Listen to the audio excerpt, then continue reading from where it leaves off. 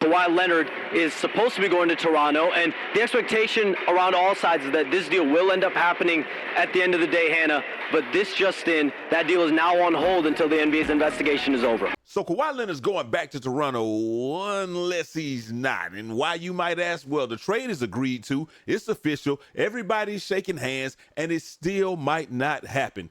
Let's break down why the most cursed contract in the NBA is holding an entire trade hostage. But before we get started, make sure y'all like the video and comment y'all thoughts down below, because y'all already know we're trying to go with this thing to the moon. Hey, if nobody told you guys this today, you, my brothers, my sisters, my family, love each and every last one of y'all. Okay, so quick recap. Clippers send Kawhi to the Raptors.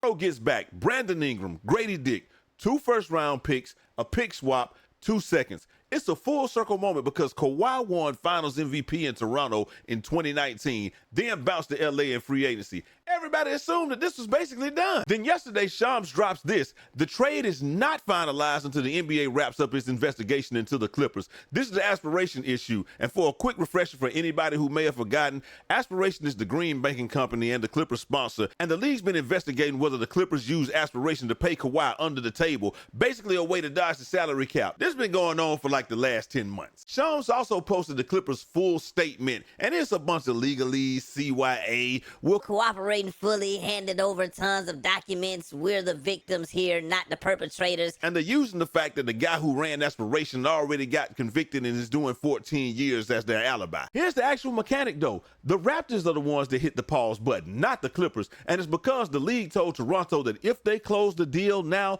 they would inherit the risk. So if Kawhi gets suspended or if they're hit with some type of penalty later, that's on Toronto's books, not LA's. The Raptors basically said, yeah, we're good. We're gonna wait on that. And now the whole trade is frozen until the NBA actually rules on this thing. Now here's where it gets really good, and this is the part that nobody's talking about enough. Pablo Torre, the guy that broke the entire story in the first place, just dropped a video with the backstory that nobody remembers. There is a fascinating backstory, this Kawhi Leonard trade to the Raptors that just happened, and I want to try to explain. Because in 2019, the Toronto Raptors owners met with Uncle Dennis Robertson, Kawhi's unlicensed representative. And Uncle Dennis, according to the Toronto Star, quote, asked for ownership stakes in outside companies. So that's already a flagrant violation of the NBA salary cap and the collective bargaining agreement and the cardinal rules of the league. It didn't end there. As one source put it, when told about all the corporate sponsors in Toronto who would be happy to have Leonard as a pitchman, Leonard's camp said, we don't want to do anything. Raptors representatives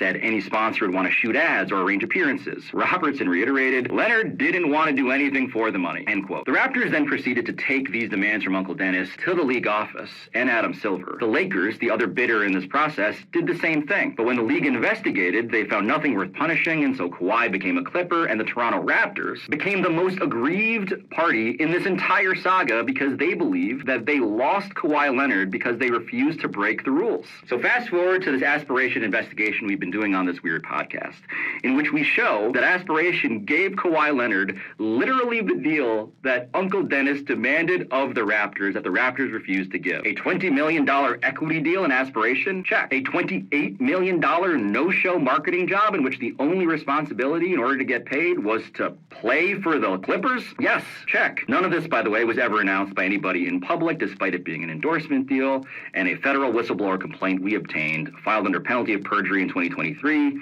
of course indicated that all of this was to circumvent the NBA salary cap for the Clippers and Kawhi Leonard. So think about the irony here. The team that got burned for refusing to bend the rules in 2019 is now the team benefiting from the Clippers allegedly breaking them. And they're the ones being extra cautious now, making sure that they don't inherit somebody else's mess. Bottom line, the trade's basically done on paper, but the NBA's ruling is still the last domino. Once that drops, Kawhi's a Raptor again. Until then, we wait. Let me know down in the comment section below what you guys think. Do you think the NBA will actually punish the Clippers, or will they just sweep it under the rug? And that could definitely be the case because Pablo dropped one last bombshell in that video. The chairman of the NBA's Board of Governors happens to be Larry Tannenbaum, the owner of the Raptors. Now, wouldn't that just be some Thanos-style justice? You went all over the world to find the deal that you thought you wanted, and where did that bring you?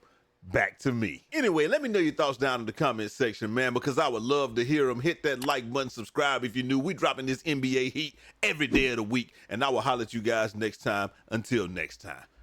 It's your boy Jay Easy, a.k.a. Fresh from the Barbershop, BK the People's Champ. Godspeed.